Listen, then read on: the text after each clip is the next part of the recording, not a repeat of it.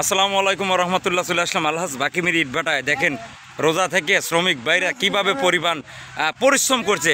পাশাপাশি আজকে সরাসরি কথা বলাবো শ্রমিক ভাইদের সাথে যে এরা এই ঈদ উপলক্ষে কোনো বোনাস পাইছে নাকি। তো এখন কথা বলাবো সবার কাছে। সালাম আলাইকুম ভাই। ওয়ালাইকুম আসসালাম। কেমন আছেন? ভালো আছি আলহামদুলিল্লাহ। ভাই এই যে রমজানে রোজা থেকে যে আপনারা পরিশ্রম করছেন, আপনাদের কি এই কোনো বোনাসের দিচ্ছে নাকি? কোনো বোনাস দিচ্ছে নাই? বোনাস দেয় না। সব ক্ষেত্রে ঢাকাতে বাড়ি আসবি, তারপরও গাড়ি লাগারে বোনাস দেওয়া লাগবে। লাপি দেখ যে চুল কাটায় তাও বোনাস, আপনাদের বোনাস নাই কেন? বোনাস দেয় না। দেয় না? ভালো লয়, বোনাস দিচ্ছে না? না। এটা কথা হইলো, দেওয়ার তো কথা। সকলে কি বোনাস দেয়? বোনাস দেয় না। এ পর্যায়ে আমার ধুলার ইউনিয়নের একজন অভিজ্ঞ ম্যানেজার, যাকে গুরু নামে চেনে মান্নান ভাই, তার সাথে সরাসরি কথা বলবো। আসসালামু আলাইকুম ভাই। ওয়ালাইকুম আসসালাম রহমতুল্লাহ বারাকাতুহু। কেমন আছেন? আলহামদুলিল্লাহ ভালো আছি। এই বাটায় তো আপনি এই 3টে বাটায় গড়ে তোলা আপনার হাত দিয়ে, আমি জানি যে আপনি একজন অভিজ্ঞ মানের ম্যানেজার। তো ভাই এই যে রমজানে শ্রমিক ভাইরা অনেক পরিশ্রম করছে, এদের কি বোনাসের কোনো ব্যবস্থা করছেন?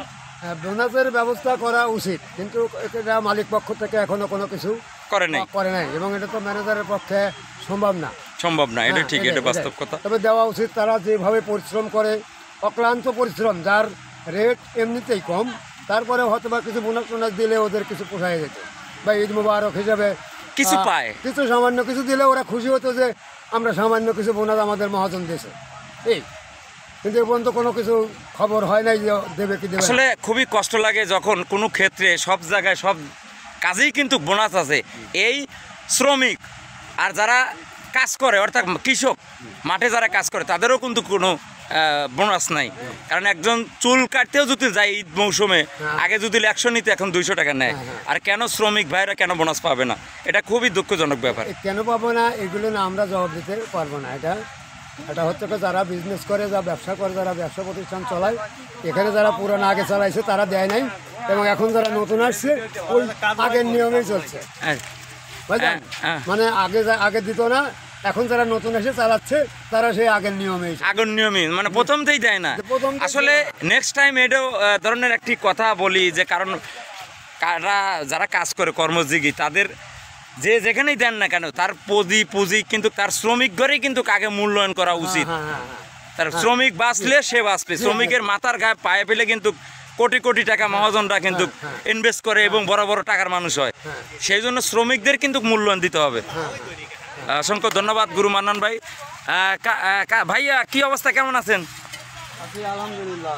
ভাইয়া যে কীরকম কাজ কীরকম করছেন? শেষ আজকে তো শেষ কাজ, সিজন আজকের থেকে শেষ। তবে এরপরে যদি রেট থাকে তাহলে হয়তো আমরা কাজ করব, রেট না দিলে হয়তো অন্য যারা আছে তারা অন্য যারা যে কাজ সেই কাজে আমরা দিচ্ছি। ভাই এই যে বোনাসের কথা বললাম, বোনাস কি ঈদের সময় বোনাস দেয়? বোনাস হচ্ছে এটা হচ্ছে মহাজনকার ব্যক্তিগত ব্যাপার। তারা তো হয়তো মনে করে যে না শ্রমিক করে। আরেকটা কথা বলি ভাইজান আরেকটা কথা মনে হচ্ছে, এদের বোনাসটা পায় হলে যারা সর্দারের কাছ থেকে, মালিক পক্ষের কাছ থেকে এরা বোনাস দেয় না। মানে এরা পাওয়ানো হলো সর্দারের কাছ থেকে, যেহেতু সর্দারের কাজ ওনারা করছে, ওনারা কোম্পানির কাজ করে নাই, ওনারা কাজ করছে সর্দার দিতে হবে, সর্দারেরই বোনাস দিতে হবে, আর না দিলে নাই।